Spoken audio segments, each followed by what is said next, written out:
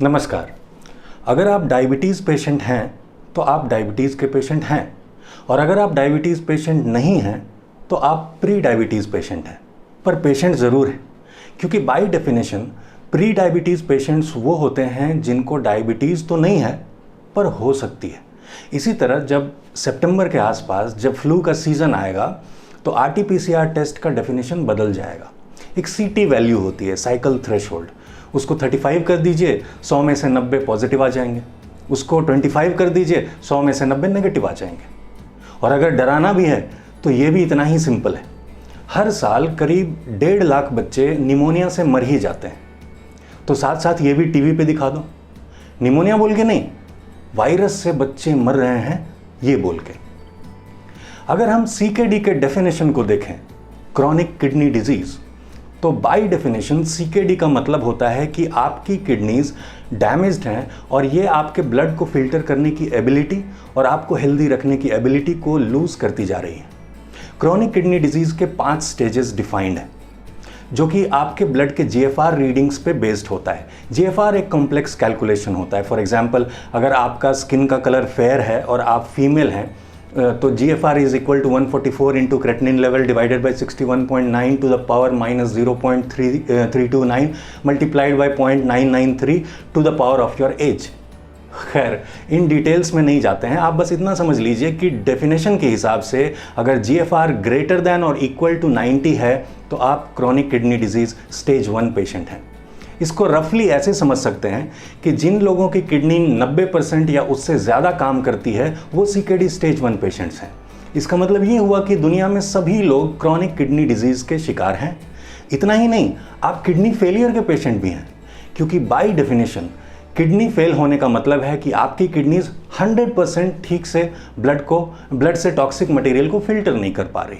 और जो लाइफस्टाइल आज हम सब की है, किडनी क्या, हमारा कोई भी ऑर्गन अपने परफॉर्मेंस के पीक पे हो ही नहीं सकता। एनीवेज, घबराने की कोई बात नहीं है। आपको बस इतना चेक करना चाहिए कि कहीं यूरिन पास करने में पॉट में झाग तो नहीं बन रहा। थोड़ा बहुत चलेगा, पर अगर आपके यूरिन में झाग ज़्यादा बन रहा है तो इसका मतलब है कि यूरिन में प्रोटीन है। किडनी खराब होने का ये पहला इंडिकेशन होता है। इस बात को समझिए कि यूरिन में प्रोटीन कहाँ से आया। जिस तरह आपके RO में या एक्वागार्ड में मेम्ब्रेन होता है जो कि पानी को साफ करता है, ठीक इसी तरह हमारी बॉडी में भी मेम्ब्रेन होता है जो ब्लड को फिल्टर करता है। मान लीजिए कि ये किडनी मेम्ब्रेन है, ब्लड यहाँ से आएगा और आगे चला जाएगा। मेम्ब्रेन में बहुत सारे पोर्स होते हैं जिनसे गंदगी पास हो जाती है और यूरिनरी ब्लैडर में चली जाती है और यूरिन के साथ निकल जाती है। ब्लड में न्यूट्रिएंट्स भी हैं, लेकिन ये बड़े मॉलिक्यूल्स हैं, इसलिए ये फिल्टर आउट नहीं होते और आगे चले जाते हैं। लेकिन जब इस मेम्ब्रेन पे प्रेशर पड़ेगा तो प्रोटीन मॉलिक्यूल्स भी पास हो जाते हैं और इन प्रोटीन मॉलिक्यूल्स की वजह से यूरिन में झाग आने लगता है। यूरिन में प्रोटीन आने के 2 कारण होते हैं। एक तो ब्लड प्रेशर, अगर ब्लड प्रेशर ज़्यादा है तो मेम्ब्रेन पे प्रेशर ज़्यादा पड़ेगा और प्रोटीन लॉस होगा। दूसरा कारण है डायबिटीज़। ब्लड में ग्लूकोज ज़्यादा होने की वजह से किडनी के मेम्ब्रेन में इन्फ्लेमेशन या घाव हो जाता है, जिसकी वजह से प्रोटीन लॉस होता है। डायबिटीज़ पेशेंट्स का वेट लॉस इसी वजह से होता है। लेकिन फिर भी ब्लड प्रेशर और डायबिटीज़ छोटे छोटे रीजंस हैं किडनी डैमेज, किडनी फेलियर या किडनी डिजीज़ के। किडनी डैमेज का सबसे बड़ा कारण है मेडिसिन्स। जो लोग लगातार बार बार ब्लड प्रेशर की दवा लेते हैं, डायबिटीज़ की दवा लेते हैं, इंसुलिन पे हैं, एंटीबायोटिक्स, नींद की दवा, पेन किलर, कोई भी मेडिसिन जितनी बार आप लेते हैं उतनी बार फॉर श्योर कुछ ना कुछ डैमेज अपनी किडनी का आप कर लेते हैं। और इन दवाओं का एक्यूमुलेटेड साइड इफ़ेक्ट्स आपको पहले डायलिसिस और फिर किडनी ट्रांसप्लांट तक पहुंचा देता है। यहाँ पर अच्छी खबर यह है कि हमारी बॉडी सेल्फ हीलिंग होती है। मेडिसिन से किडनी डैमेज हो रही होती है, पर हमारी बॉडी उसको रिपेयर भी करती है। लेकिन रॉन्ग फूड हैबिट्स और कंटिन्यूअस मेडिकेशन की वजह से रिपेयरिंग ठीक तरीके से हो नहीं पाती और फर्दर डैमेज चलता रहता है। अब बात करते हैं कि अगर किसी को क्रॉनिक किडनी डिजीज़ है या वो डिक्लेयर्ड किडनी फेलियर पेशेंट है या डायलिसिस पे है तो किन बातों का ध्यान रखना चाहिए। पहली बात, आपके किडनी फंक्शन टेस्ट में आपको बस दो चीज़ें देखनी है, एक तो क्रेटिनिन जो अगर 2 से कम है तो सब ठीक है, कुछ और देखने की ज़रूरत नहीं है, और दूसरा है पोटाशियम। पोटाशियम 4 से 5 भी है तो ठीक है। तीसरी बात, आपको कॉमन सॉल्ट की जगह सेंधा नमक या रॉक सॉल्ट यूज़ करनी चाहिए, और अगर बॉडी में कहीं भी सूजन है तो कुछ दिन तक नमक बिल्कुल बंद कर देनी चाहिए। चौथी बात, आपको स्प्राउटेड मूंग भिगो के रोज़ खाने चाहिए। मूंग का प्रोटीन आसानी से डाइजेस्ट हो जाता है।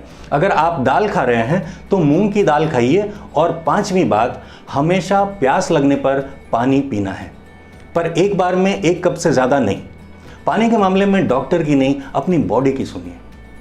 देखिए, डॉक्टर आपको मना करेंगे फ्रूट्स खाने से, वो आपको मना करेंगे कच्ची सब्जी खाने से, टमाटर खाने से, पालक खाने से, नारियल पानी पीने से।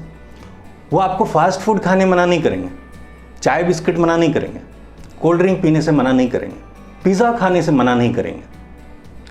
उन्होंने एक लिस्ट बना ली है, जिन चीज़ों को खा के आप ठीक हो सकते हैं वही मना करेंगे, और आपको डराएंगे भी कि नारियल पानी पीने से पोटाशियम बढ़ जाएगा, जबकि उन्हीं की किताब में लिखा हुआ है कि आपके फूड से आपकी बॉडी उन मिनरल्स को एब्जॉर्ब नहीं करती जो बॉडी में ऑलरेडी ज़्यादा है।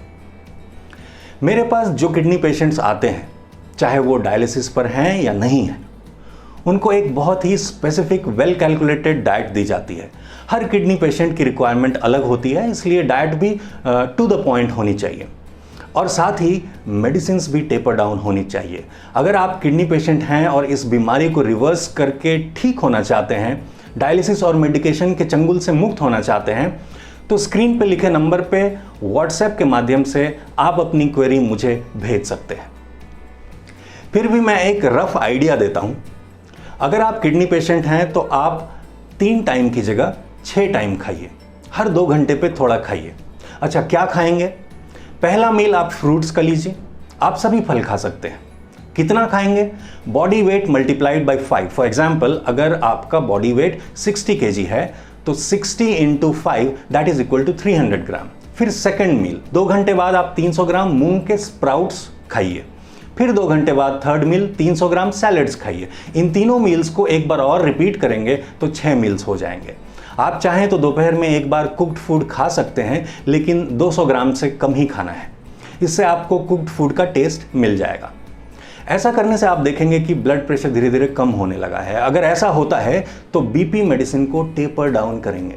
अगर आप ऐसी डाइट लेंगे और मेडिसिन को टेपर डाउन करेंगे तो बीमारी रिवर्स होने लगेगी, डायलिसिस की फ्रीक्वेंसी कम हो जाएगी और बंद भी हो जाएगी। टाइम तो लगेगा, 8 महीने, कभी कभी 12 महीने भी लगते हैं, but most important is to get rid of medication, क्योंकि किडनी डैमेज होने का सबसे बड़ा रीज़न है मेडिसिन। तो उम्मीद है आज की बात आपको समझ में आई। आप कमेंट्स में लिखकर अपने सवाल मुझसे पूछ सकते हैं, और मुझे कंसल्ट करने के लिए स्क्रीन पे लिखे नंबर पे टेक्स्ट मैसेज या वॉइस मैसेज भेज सकते हैं व्हाट्सएप पे। तो फिर मिलेंगे, तब तक के लिए स्टे हेल्दी, एंजॉय लाइफ। नमस्कार।